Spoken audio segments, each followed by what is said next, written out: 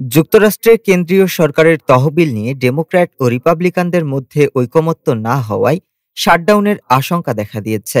Funding বিল নিয়ে মতবিরোধের ফলে সরকারি কার্যক্রম বন্ধ হয়ে যেতে পারে বলে জানিয়েছে ডয়েচে ভিলে। শাটডাউন হলে হাজারো ফেডারেল কর্মচারী কাজ হারাতে পারেন বা বেতন ছাড়াই কাজ করতে হতে পারে।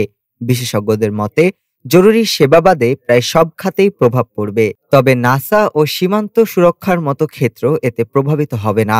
গণপরিবহন খাতে এরই মধ্যে প্রস্তুতি শুরু হয়েছে, যার নেতিবাচক প্রভাব কর্মীদের উপর পড়ছে। প্রেসিডেন্ট ডোনাল্ড ট্রাম্প দাবি করেছেন শাটডাউনে সবচেয়ে বেশি ক্ষতি হবে ডেমোক্র্যাটদের, অথচ সিনেটে রিপাবলিকানদের একক সংখ্যাগরিষ্ঠতা না থাকায় ডেমোক্র্যাটদের সমর্থন ছাড়া অচলাবস্থা নিরসন সম্ভব নয়। স্বাস্থ্য খাতে বরাদ্দ বাড়ানোর ডেমোক্র্যাটদের প্রস্তাবই মূলত এই বিরোধের কেন্দ্রবিন্দু।